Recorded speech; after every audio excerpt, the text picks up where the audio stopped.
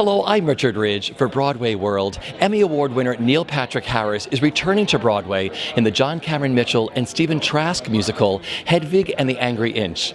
Under the direction of Michael Mayer, it co-stars Lena Hall and will open on April 22nd at the Belasco Theatre. And I caught up with the company during a break in rehearsal. How excited are you to be bringing Hedwig to Broadway?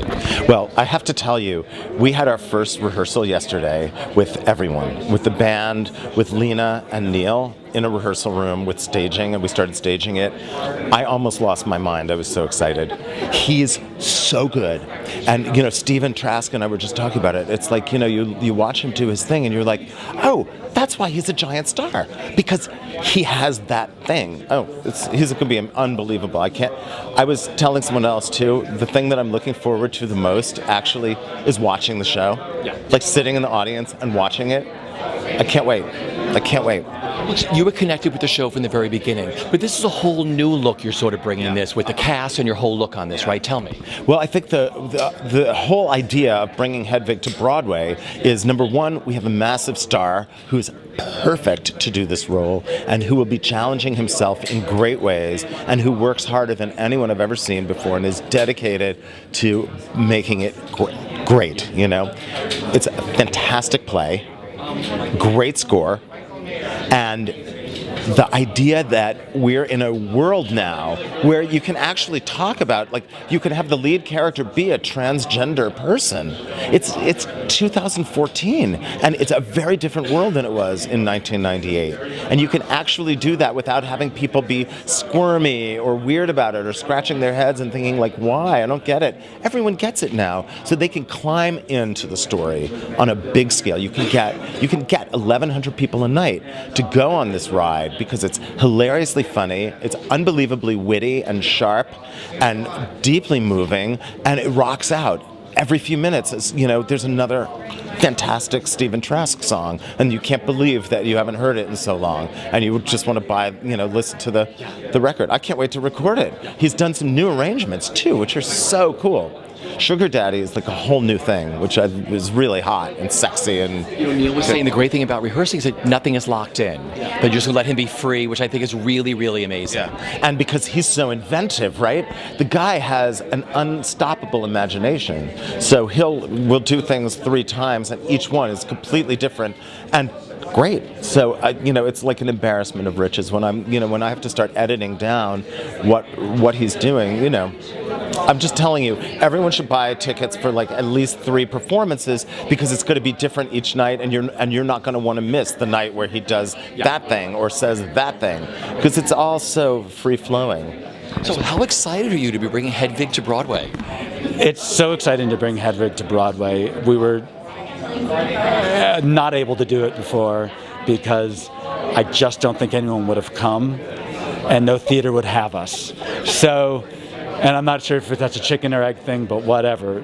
So, and I've seen it, if I may be so bold, be an influence on shows since then. And even spoken to the people who created those shows who were like, oh yeah, totally. And so it's kind of nice to actually I don't know, get dragged out of the past and get to do this, and then sort of realize that not a lot of shows get revived, and they don't all get revived with a big fucking star. So, it's one thing to put it on, but it's another thing Neil Patrick Harris is in the show. How excited are you to be a part of Hedwig? This is it's crazy. I never thought that this was even a possibility. I knew I wanted to audition for the show and be seen and thought of, but I had no, I just went in there and I was like, I'm just going to do whatever. I'm going to have fun with it, because this may be the only time I'll ever play the role, in the audition room. And lo and behold, I booked it. And so it's still kind of not sunk in yet, because I'm still doing Kinky Boots. And, I'm doing Kinky Boots until March 2nd while I'm rehearsing for this. So it's kind of weird, because I play a man in this and I play a girly girl in that. So it's funny to go from this from Russia this all the time, looking at the people, and then going and being like, Charlie, look at these shoes, So It's a ride. What have rehearsals been like? Tell me about working with Michael Mayer and working with Neil in the rehearsal room. Well, first I started rehearsing with the band, and the band's friggin' awesome. They're really good. It's a real rock band. It's actually not just a bunch of people who read music. In fact, there is no written music to the show. There's no sheet music, if you can believe it. And so they all learned it from the recordings, from listening and adjusting. And it actually has given us a little bit of freedom to adjust things, you know. And Stephen Trask was like, wanted that. And well, first of all, I've been a fan of the show since it was at the Jane Street. And I mean, I cried and was like, life changed after I saw the show, and so to meet Stephen Trask was like nutty town, like craziness. I was like, you are the person who's written all these amazing songs that I've been listening to for years and years and years, and obsessed over. And then John Cameron Mitchell, of course, meeting him was just a mind blown.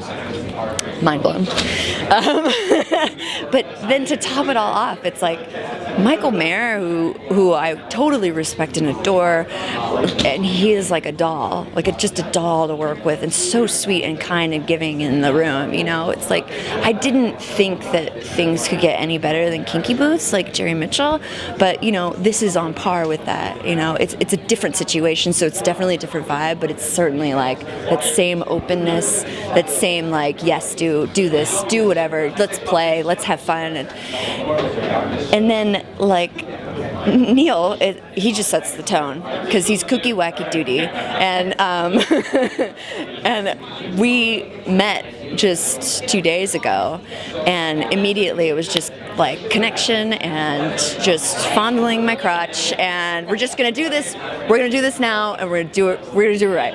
And he is so fun to work with and easy, just easy, and you know, we bounce ideas off each other, and it's crazy. It's been 2 days of rehearsal, and I'm just like blown away. I'm exhausted too, but I'm blown away. Why did you say yes, and why did you want to do this? I've been looking for something to do on Broadway, and chomping at the bit to have the free time to be able to do a long run of a new show. And How I Met Your Mother's coming to its end, and it seemed like the timing was good. And then Hedwig reared her beautifully ugly head, and it seemed like an opportunity I couldn't pass up. It's a very challenging role in like a really intimate and yet gigantic show. Where in the Belasco, it's got a band. It's a big production of Hedwig, and yet a lot of the responsibility and the onus is an intimate one. And so that's a big challenge, you know. I don't know how quite yet to play small enough for these people and big enough for those people and have everyone believe me. But I like challenges. Yeah. Take me back to the beginning. I love this musical. I remember seeing it at Jane Street. I saw it like 16 times. Wow. I mean, with John and then Ali Sheedy and Michael Cerveris. Ali Sheedy? Ali Sheedy. Amazing. Tragic. So when you went, tell me. Fantastic. I saw John do it initially, and I loved it. But again, I was so blown away by the transformation of it all. Because I knew John from The Secret Garden. Who was his name? Pip. What was his name in The Secret Garden? Hey, oh, hello there, Mary. And so now here he is in this crazy committed role that's a gender-bending, amazing thing. Because it goes beyond gender. It's really becomes universal, and it's really punk rock, so I'm getting to channel my inner Bowie a little bit. And I'm finding that in my life, I usually strive to have good posture and strive to maintain a sense of looking good, like most of us do, I think. You want to look good. And Hedwig, you kind of want to embrace looking ugly. So I'm having to rectify and put my brain around the concept that kind of ugly is pretty, that gross is good. I think this is going to be unlike any Broadway show people have seen. It's like a rock concert, but a full-fledged Broadway musical. It honors both of them, and you're going to get some intense music, some hardcore performances. It's super funny and dark and sort of emotional as well. I'm looking forward to it. You're talking about working with Michael Mayer, because you started with him like in California, like sessions back and forth. Rehearsal-wise, Michael's fantastic. I was able to be involved in who gets to helm this ship because it's a very intimate relationship between the actor playing Hedwig and the director, and Michael Mayer is just perfect. As it turns out, he was involved in the very, very initial performances of Hedwig before it even went to the Jane Street, and was unable to do the Jane Street production because he had to take another gig that was going to Broadway. So it's great to see him attack this with a passion and a ferocity that you can tell he had things he wanted to say about this piece, and to have that happen with me is amazing. We've gotten to spend time on the book and going through it, and he doesn't dictate what he thinks it means, but the discussions are complete, and I feel like by the time audiences see it, you'll know we'll have made a lot of good decisions. And yet nothing's locked. He doesn't want it, nothing's going to be locked in this show, which I think is going to be fun. If you see it multiple times, it's not going to be step, step, touch, kick.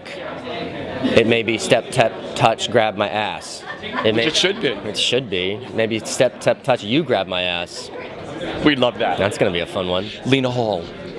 Oh, Lena Hall's amazing. I didn't know anything about her. I heard she was in Kinky Boots, and I was like, okay. And then I saw a video of her singing Summertime in this like hardcore rock and roll gravel way, and it blew my mind. She is so talented vocally. She is a very handsome man, which is great, like surprisingly deceptive as a guy, and plays my husband in the show, so we need to have some actual physical chemistry. She's also, as it turns out, a great actor and super nice and funny. I've had calls from people saying, like, you know she's amazing, right? Like, she's a really good person and she'll be a good friend. So I'm lucking out every step of the way here. You know, but I love that it's a different time now. I mean, like Michael was saying, and even Neil was saying that, you know, back then, I mean, transgender and all this stuff, and people would squirm in their seats or love the show or whatever, but we're in a whole different place now with this, right? Things have moved along, and maybe in a way that will allow people to focus on different parts of the story that because you know, maybe back then they were like focused on the botched sex change operation and that part of the story, but you know what, now maybe that's just kind of a background to a different part of the story. I mean, look, it's John and Stephen have created this great work of art, and it's very rich, and it just, every time you go back to it, every time I go back to it, it reveals something new. I find something new in a lyric, in a scene, and you know, this is a really exciting production because we have a new director, new designers, some old designers, some new designers, and they're finding new things in the show that are just there in the script, which is thrilling. So I'm excited. Yeah.